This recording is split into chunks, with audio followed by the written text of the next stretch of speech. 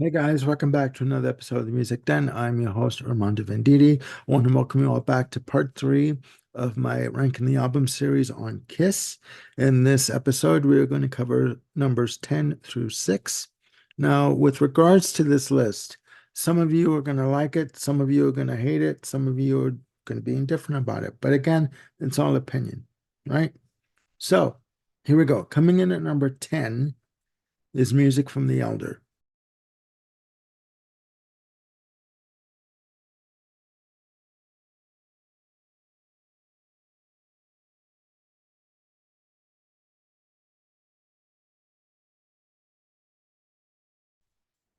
Released November the 10th, 1981, again through Casablanca Records, produced by Bob Ezrin. This was where the band were coming off of two basically pop albums with Dynasty and Unmasked. Dynasty was a big hit with I Was Made for Loving You, and Unmasked was a major hit in Europe and Australia with the hits Shandy. Um, they were basically floundering at this point. The idea was to do a hard rock album. The band really didn't want to do an album at this point due to the uh, sales of the previous album and the lack of direction. But the idea from Bill O'Coin, the manager, was to get Bob Ezrin in there with them because he felt that Bob Ezrin knew them better than any other producer that they had worked with and get them to work on a hard rock album. Bob Ezrin having just come off of working with Pink Floyd with The Wall, big major concept album, huge hit all over the world, thought, why doesn't Kiss do a concept album? And, we'll come up with a really good concept, a good storyline, will wow the critics, and will be the darlings of the music scene for a while, and we'll get respect and recognition from our colleagues. Well, okay, we'll go into that. Now, Gene Simmons and Paul Stanley were on board with that. Ace Frehley was not. He thought that they should just get back to the original idea of doing a hard rock album. Eric Carr at the time, who had just joined the band a year before in 1980, really didn't have any voting power. So he basically just went along with what was agreed upon by Gene and Paul. So the three of them, Eric Carr, Gene Simmons, and Paul Stanley, moved up to Toronto to work with Bob Ezrin. Ace Frehley would not leave his house in Connecticut, so tapes were sent back and forth between Toronto and Connecticut. Bob Ezrin was knee deep in his uh, cocaine addiction, so he was basically missing in action. So it was up to Paul Stanley and Gene Simmons and Eric Carr to get the music together. It is a good album. Why is it so high on my list? I give them credit for trying something different. The songs of note on the album are The Oath, A World Without Heroes, co-written with Lou Reed, the anthemic I, which is near the end of basically at the end of the album, Dark Light, featuring Ace Frehley on vocals. Like I said before, I'm not really a fan of Ace Frehley's vocals, but he's a fantastic guitarist. Under the Rose, another good track with the men's choir as the background and the background singers. The instrumental Escape from the Island and the instrumental interlude Fanfare. I do believe that it's a good album, better than when I remembered it. Is it one of their best? Mm, no, no. It needed a little more fine tuning, a little more cohesion in terms of the storylines and in terms of the music. But when you have a band that's basically falling apart, it's hard to have a unified vision for a project. So that's number 10. Coming in at number 9 is Rock and Roll Over.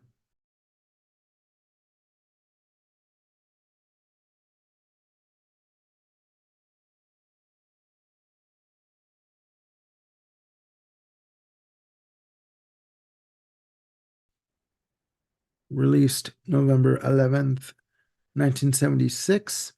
This was their second release of 1976, first one being Destroyer that came out in March.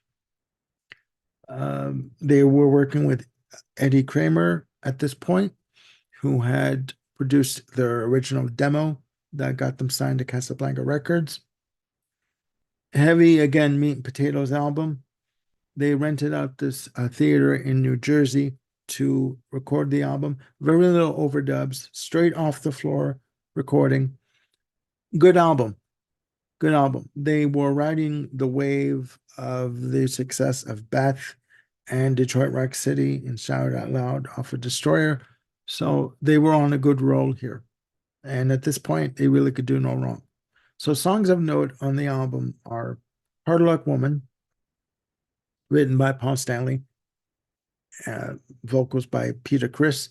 The original idea for the song was it was going to be given to Rod Stewart. Paul Stanley saw it as a Maggie May kind of a situation, right? And Rod Stewart's people would not even dare give him a song written by someone from Kiss.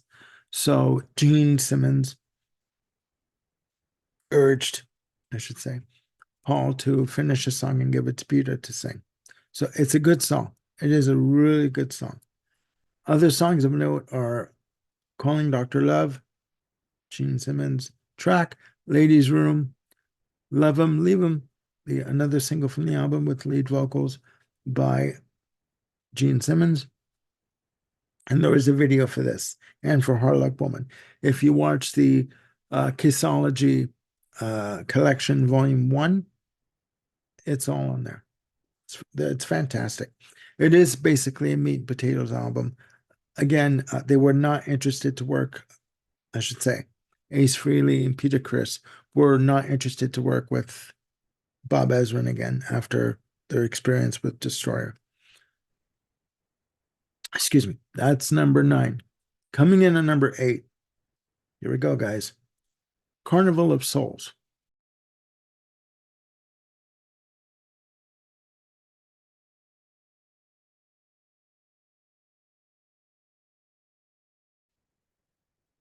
Released October the 28th, 1997. This album, I know you people are thinking, why did I put it so high on the list? You know what? This album didn't get a fair chance. The album was recorded in 1995.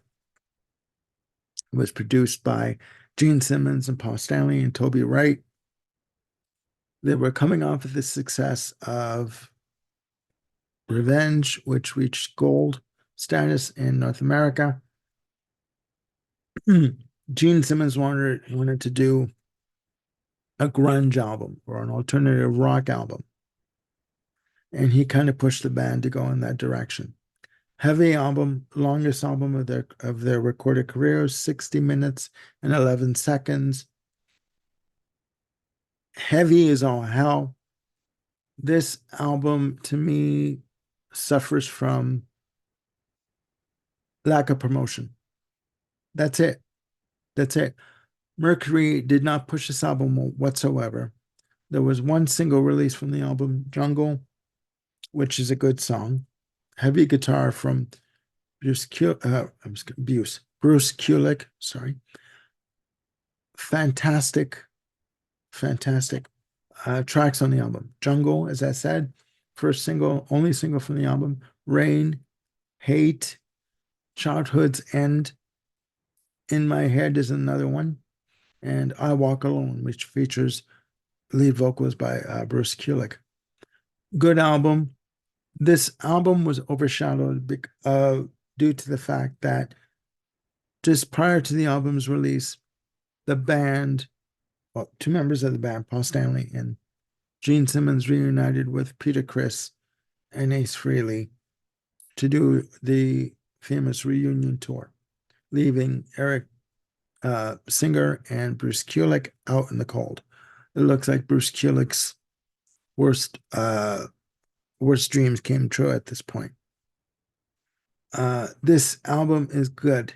It just did not get the promotion it needed.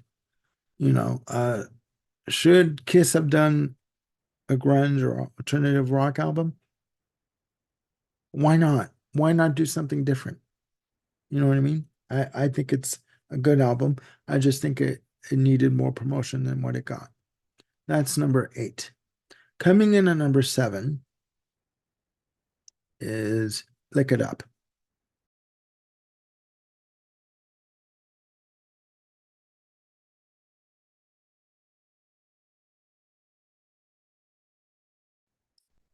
Released September 22nd, 1983. This was the first album with the band without their makeup, produced by Gene Simmons, Paul Stanley, and Michael James Jackson. You notice I said Michael James Jackson. The video for Lick It Up was released prior to the release of the album. The video has the opening shot of the four of them walking to a certain spot for them to stand, and then the camera pans up and you see their faces on the chorus of the track. Heavy album, Lick It Up, infectious. They're also, I should say, the one and only album to be recorded with Vinnie Vincent as an official member. He did contribute guitar parts to Creatures of the Night. He's given songwriting credits on 8 of the 10 tracks. It was a hit. Okay, this album was a hit. Makeup or no makeup, Kiss were back. All right, they were back on the charts. They were back in the consciousness. They also appeared on MTV with JJ Jackson, I believe his name was. Unfortunately, he's no longer with us, to appear on camera without their makeup to do an interview. They were back and in a big way. So other songs of note on Lick It Up are, besides the title track, All Hell's Breaking Loose. I love this track. I think it's bloody heavy, with Paul doing sort of like a pseudo rap on the verses. Amazing. Eric Carr came up with the idea for the track, the melody, the rhythm guitar, the bass on it, just fantastic. I do like it better than the title track. I'm sorry. It is heavy. It is brooding. Massive drums on this album. Exciter, um, featuring uh, guest guitar lead from Rick Derringer, and On the Eighth Day is another track. Fantastic album. Fantastic album. They were back. Kiss were back, and in a big way. All right. Coming in at number 6 is Dress to Kill.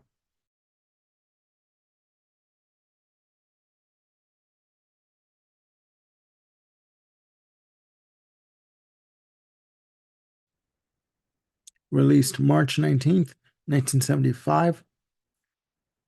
This was the band's third album in 18 months. That's a lot. That is a lot for any band to do. They released their debut self-titled on February 18th, 1974. They released Harder Than Hell in October of 74. And then they were brought back in the studio by Neil Bogart to do another album. Now, the background on this album is that they didn't have a lot of material to write about. They had nothing. They were basically depleted in terms of songs to write about or even topics to write about. Neil Bogart decided to produce the album, getting rid of Kenny Kerner and Richie Wise after the debacle and the sound of the production of Harder Than Hell. So he basically said to Gene Simmons and Paul Stanley, you guys need a song that is going to tell everyone out there what you are about. Okay? You need to do this. So they came up with Rock and Roll All Night. Sorry. The idea for that song was that there were two songs that were put together. Paul Stanley had a verse, and Gene Simmons had a bridge, and he had the title "You Drive Us Wild, We'll Drive You Crazy." That's all they had. So they worked on that. The Another interesting aspect is of the album is that the album clocks in barely at 30 minutes plus. You know how songs have spaces between them? They're banded on the album, on the vinyl. What they did was they expanded the spaces between the tracks to make it sound like it's a longer album than what it really was. I think the actual playing time is 28 minutes. Okay. Because they had nothing at this point in terms of material to put on an album, to record, because they had no time to write anything.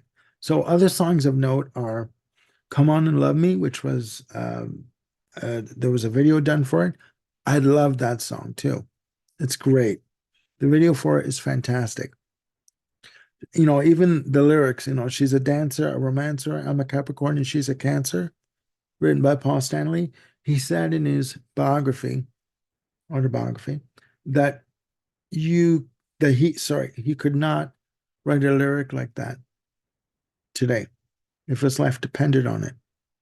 You can listen to his autobiography on YouTube. It's available to listen to in parts. Again, other songs of note. I already mentioned Rock and Roll All Night, Two Timer, Ladies in Waiting. Just a good, you know, meat and potatoes rock album, right? So, I mean, and those suits that you see on the cover, they were Bill O'Coin's. He gave the band some of his suits to wear. So when they were walking around taking shots during the day, you know, that, you know, that's what, you know, they had no suits of their own. So he gave them his suits to wear for the photo shoot. So there you go, guys. Numbers 10 through 6, part 3 of my album ranking series on Kiss. Please in the comments below, please put your ranking of these albums or other albums that you might like in different order. Again, there are no right or wrong answers, just opinions. So please let me know what you think. And I will be back with part 4, the finale of my album ranking series on Kiss. Please look after yourselves and one another, and I will see you soon with the finale.